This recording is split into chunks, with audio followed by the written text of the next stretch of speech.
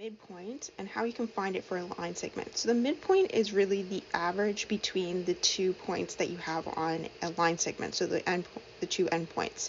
How we find that out is by looking at the x's, adding them together and dividing by 2. This gives you the average of the x's, and then you do the same thing with the y's. So let's try a couple of practice ones here. First one, we have 4 and 10 as our x's, so we're going to label these x1, x2, and then we have y1, y2. We're going to put those into our equation, so remember it's x1 plus x2 over 2. We're getting the average between the two, and y1 plus y2 over 2.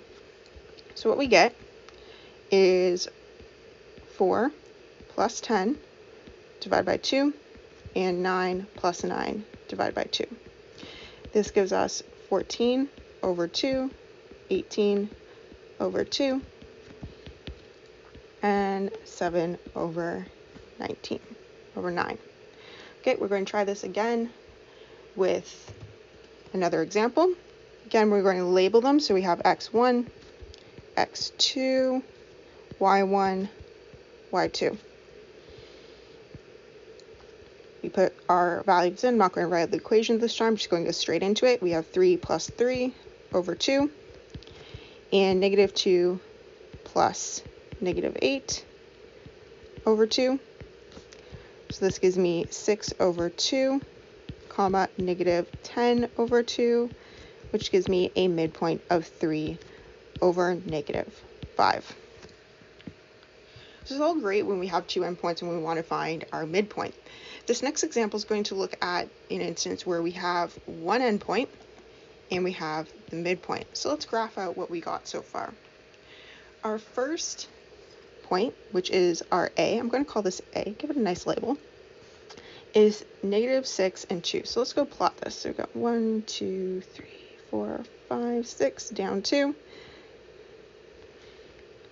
Sorry, not down 2, up 2. It's in the positive. There we go. And this is A. Our midpoint is negative 4 and 5.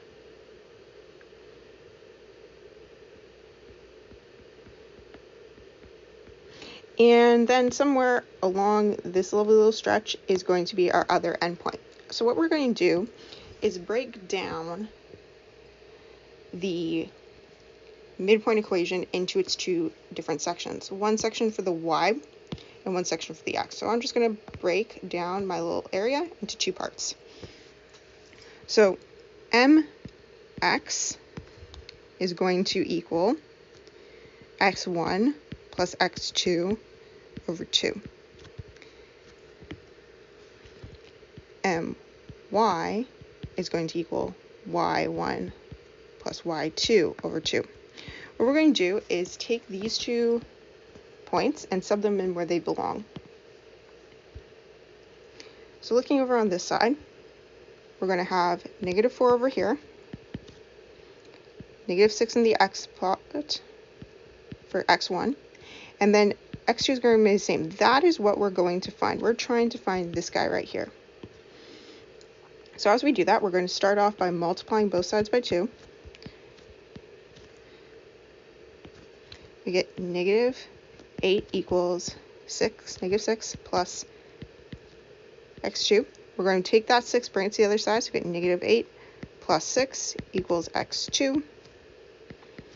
So that means negative 2 is our x2. So right now, if we're setting up our equation for our b, for that point, we have our x is negative 2. We still don't know what our y is. Let's go find that out. Again, we're going to sub in what we know. So our midpoint y is 5. Our y1 is 2. We don't know what y2 is.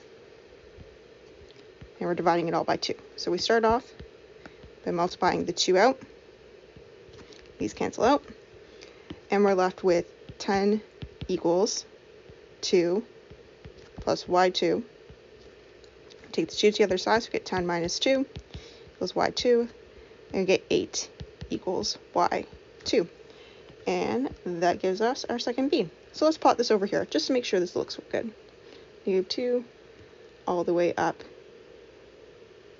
to 8. And that is our B. Let's write that on the other side. Make it a little bit more obvious. And that is our midpoint. And you can see they connect perfectly for a nice line. Here's our A, our first point. Here's our other endpoint. And there's the midpoint right in the middle. And that's how you can deal with midpoints.